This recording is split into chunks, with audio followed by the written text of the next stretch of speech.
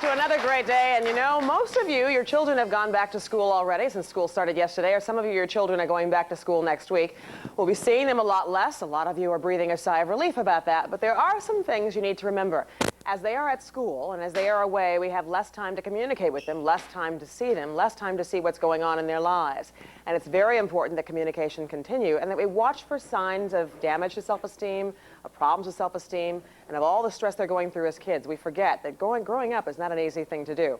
As parents, we always worry about our children, whether they are doing well in school, making friends, and happy. But for many parents, there is a constant struggle, wondering if your child is in trouble and you may not know about it.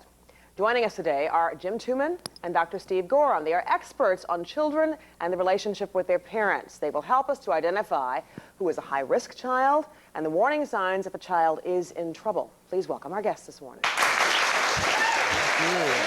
to see you again. Well, Jim, we know you because you've lectured to over 1 million kids and their families and schools all over the country. And so have you, Dr. Gorham, about communications. You're a communications specialist. And you just came back from Australia. Yes. Working down there because you work all over the world. Why Australia? What's happening in Australia? 70% divorce rate.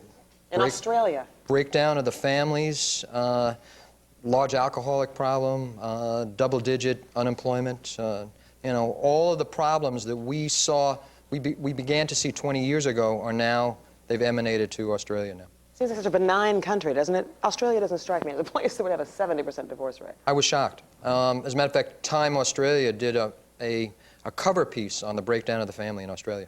I mean, that's how profound it is now. Is that what you feel impacts children's self-esteem most?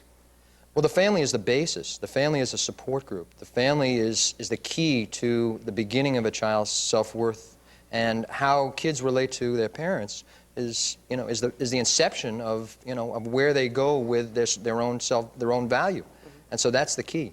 So if there's a disintegration in that key, then kids virtually start out, it's like a bird flying out of the nest with one wing. Let's talk about this. How you know if your child is, because a lot of times kids are overachievers, as you were. Mm-hmm. You were an overachiever when you were growing up, and I know that you constantly tell people when you're lecturing that even you attempted suicide 3 times. Correct. And I know that there's a painful story that happened just in the past week, that 2 kids that you know of committed suicide. Yes. Love for so many families is based on performance. And so many parents identify their own self-worth through their kids. And consequently, when you put that out to your kids, you put a lot of pressure on your kids to continue to perform.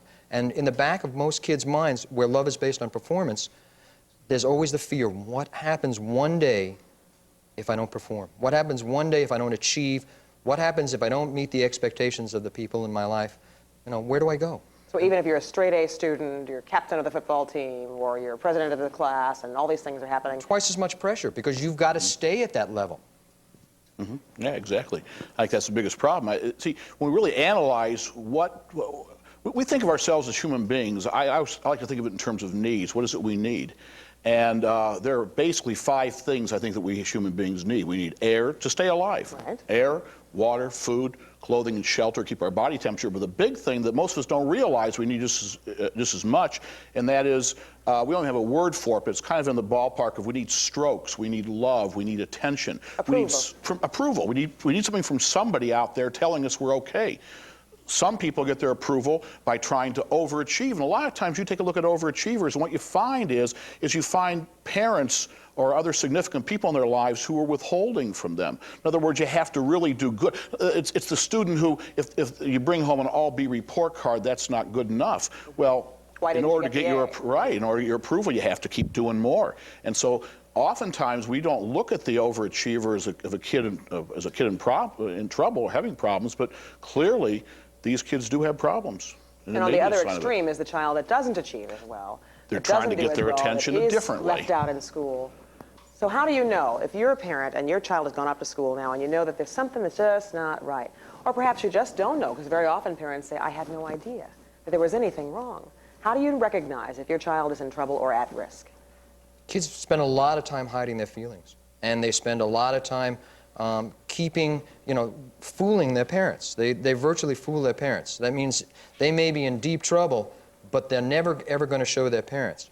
And so one of the things I'm trying to get parents to see is if they start out being real in the relationship, if they start out being open, if they give the kids some ownership in the life of the family, then that frees a kid up to be able to open up and share, where they're at. What do you mean, start out being real? Well, it was always difficult for me when I first got started to talk about, the fact that I tried to take my own life 3 times. I mean, you want to put your best foot forward. You want people to like you. You want the approval. And so consequently, you attempt to do it.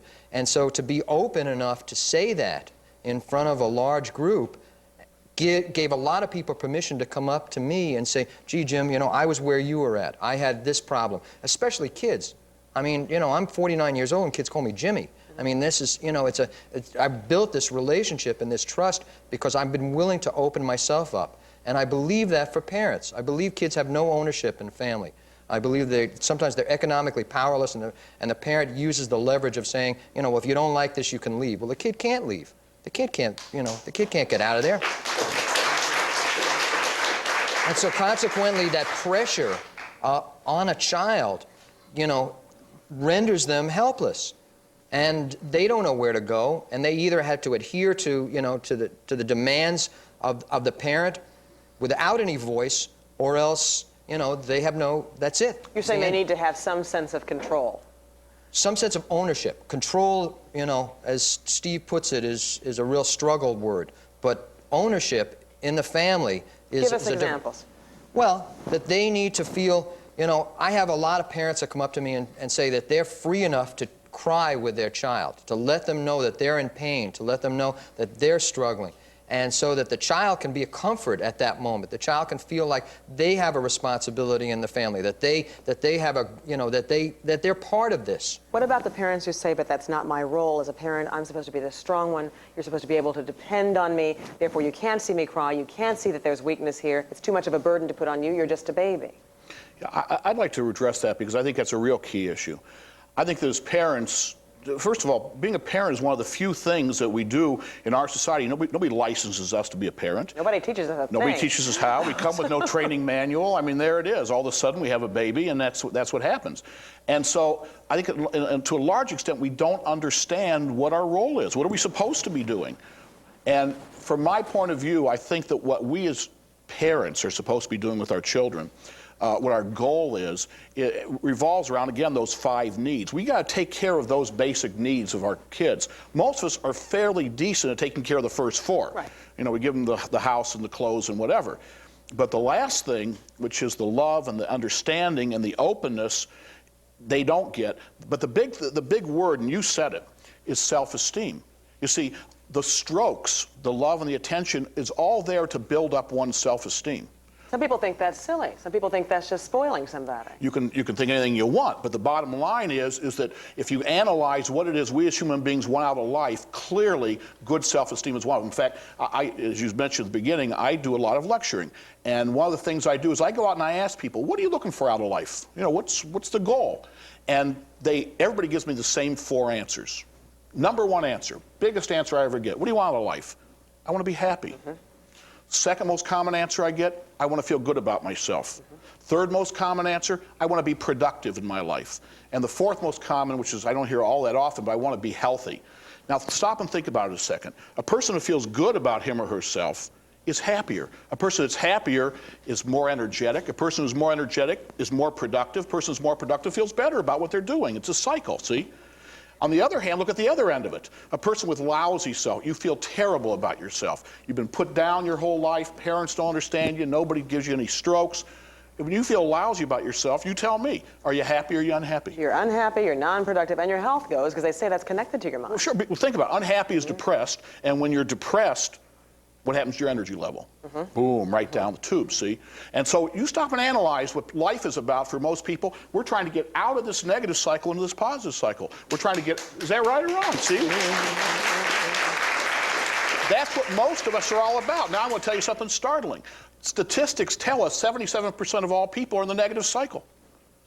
Why is it that 100% of the people I ask, I have never had a person yet raise their hand and say, I want to be in the negative cycle. I love being depressed. I hate I like being miserable. Yeah, I don't like being productive. I don't like any of that stuff. Nobody ever says it. So what is it? What is it inside of us that makes 77% of us be in that negative cycle when in fact we all want to be in the positive cycle? It starts in childhood. It starts, it's not only in childhood, but the whole sense of how we model behavior our whole lives. Most of what we see, our parents treated us a certain way, so now we have kids. Well, how are we going to treat our kids? We don't have anything else to look at, so we treat our kids.